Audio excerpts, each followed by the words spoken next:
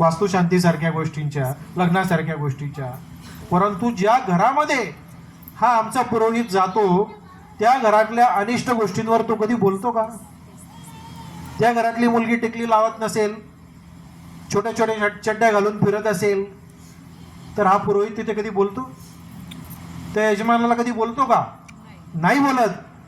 कारण तो यजमान मालक होऊन जातो आणि हा नोकर होऊन जातो. याला फक्त नोटा मोजून निघायचं काम आहे. पुढे आपली पूजा करायची. तो किती प्रामाणिकपणे करतो त्यावर मला बोलायचं नाही, करत पण असेल.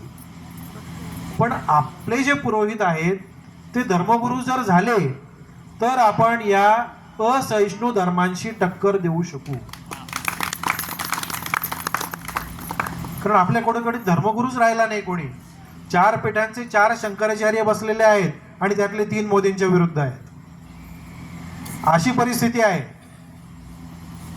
आणि याच्या उलट इथे दर जुम्म्याला काय खलबतं चालतात मध्ये हे कोणालाच कळत नाही. गुप्तहेर खात्यांना सुद्धा कळत नाही. पण बाहेर आल्यानंतर काय होतं गडबड ही सगळ्यांना माहिती आहे. हा फार मोठा भेद जेव्हा मिटेल तेव्हा कुठेतरी आपण त्यांच्या तोडीला तोड देऊ शकू. आणि शेवटचं सांगतो की सर्वात उदार, सर्व जगाच्या कल्याणाचा विचार करणारा नास्तिकांचं सुद्धा कल्याण हो. चार्वाकाला सुद्धा आम्ही एक वेगळं दर्शन मानलं आणि त्याला सुद्धा मानाचं स्थान दिलं. जसे मुसलमानामध्ये अल्लाहला न मारणाऱ्याला काफिर म्हणतात आणि त्याला मारायची परवानगी आहे, तसं आम्ही नास्तिकांना कधी मारलं नाही. त्यांचं तत्वज्ञान सुद्धा आम्ही मान्य केलं की हो हे सुद्धा एक तत्वज्ञान आहे. आणि इतका उदारमतवादी आमचा धर्म असताना आम्हाला कोणताही न्यूनगंड ठेवायला नको. आणि होय मी हिंदुत्ववादी आहे हे म्हणायची लाज बाळगायला नको. हे जेव्हा होईल तेव्हा खरं आपण जो आपला विषय आहे की हिंदुत्ववाद म्हणजे नेमकं काय असतं, तर ते फक्त एक आत्मभान असतं.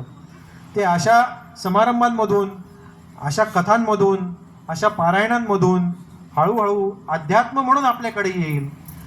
ते अध्यात्म हे थिअरी आहे आणि आपला धर्म हे प्रॅक्टिकल आहे.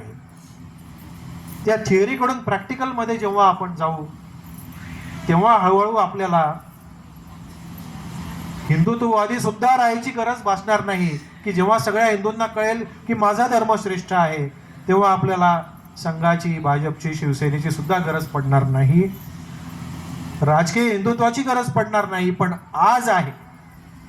आज तुम्ही घरामध्ये देवपूजा करत नसाल, देवाला मानत नसाल, तरी सुद्धा तुम्ही आज टिळा लावून बाहेर पडलं पाहिजे की लोकांना दिसलं पाहिजे की अरे हिंदूंची संख्या वाढते आहे, हिंदुत्ववादी हिंदूंची संख्या वाढते आहे आणि आपल्याला जास्त वाह्यातपणा करून चालणार नाही. एवढं जरी आपण शिकलो, मी तुम्हाला शिकवण्यासाठी आलो नाही.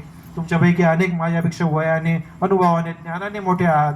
पण तरी सुद्धा गेल्या 30 वर्षात दवाखान्यात बसल्या बसल्या मी जे काही शिकलो, संघातल्यापेक्षा जास्त तिथे शिकलो. त्यातलं थोडंसं तुमच्याशी शेअर करावं म्हणून आज मी इथे आलो. आमच्या सौभाग्यवती समोर बसलेले आहेत. माझा लगाम त्यांच्या हातात आहे. म्हणजे सर्वांचाच असतो तो, कोणी लपवायचं नाही.